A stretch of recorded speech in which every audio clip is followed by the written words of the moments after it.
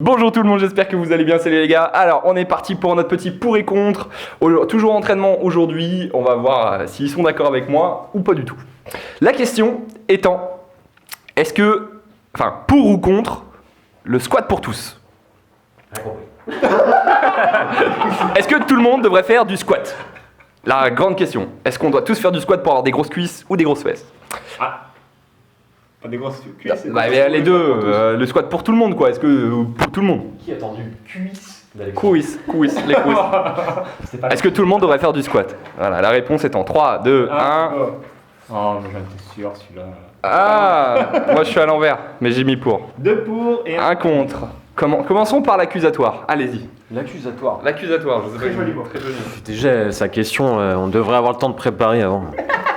Moi, l'argument qui me vient en tête tout de suite, et je sais qu'ils vont avoir le contre-argument derrière, a priori. Mais c'est bien d'équilibrer les contre, les pour. Ça dépend en fait de personnes et de leur pathologie. Donc, si ton corps t'empêche de faire un squat ou si le squat est douloureux et accentue une pathologie, une douleur, je vois pas l'intérêt de faire du squat, même si le mouvement c'est la santé. Il y a d'autres moyens de faire travailler ses muscles. Donc voilà. Attends, j'appuie l'argument de la question de mon confrère. Un débutant arrive, est-ce que tu lui mets du squat, oui ou non? C'est ça la question. Oui, mais même, est-ce qu'une petite mamie de 90 ans peut faire du squat? Est-ce qu'un grand doit faire du squat? Est-ce qu'un tout petit doit faire du squat? Est-ce que tout le monde peut faire du squat? Par définition, oui. Mais est-ce qu'il doit? Est-ce qu'il doit faire du squat du coup? Est-ce qu'il doit me saouler? Est-ce que Mais nous, non, en tant que coach, désolé, on recommande à tout le monde de faire du squat par exemple? Ça peut être une bonne question, tu vois? Ça dépend de vous, les gars. Ça dépend de vous et de vos pathologies propres. Demain, ton squat, il te fait mal au genou, fais pas un squat. Fin. Moi, je vois ça d'un peu différemment. Je vois vraiment ça du terme technique, c'est que le squat est un pattern moteur qu'on fait dans tous nos...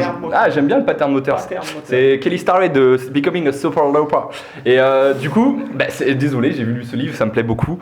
Mais il en parle beaucoup et je trouve que le squat, c'est un mouvement qu'on fait toute la journée. Et finalement, apprendre à faire un squat, je te dis pas de mettre 150 kg sur ton squat, mais je te prends juste de pouvoir garder les talons au sol, d'avoir ton dos relativement droit. Ça te permet vraiment de transférer toutes tes forces pour aller soulever ton gamin, par exemple, pour ramasser un stylo, pour t'asseoir sur une chaise. Et je pense que c'est pas en faisant un squat, une séance de squat tous les mois qui va te faire du mal, mais c'est plutôt répéter toute ta vie, de t'asseoir mal sur une chaise et toutes ces choses-là. C'est comme à un moment on a un bouton d'interrupteur, il s'use.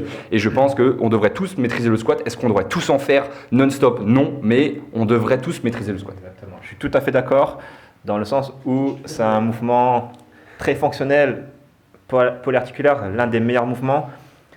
Sous condition que la personne puisse en faire, qu'il n'ait pas de blessure, qu'il n'ait pas de blessure ou quoi que ce soit. Mais si tous les voyants sont en vert, il doit être dans tous les programmes d'entraînement de toutes les personnes. Et pour l'hypertrophie, tout le monde?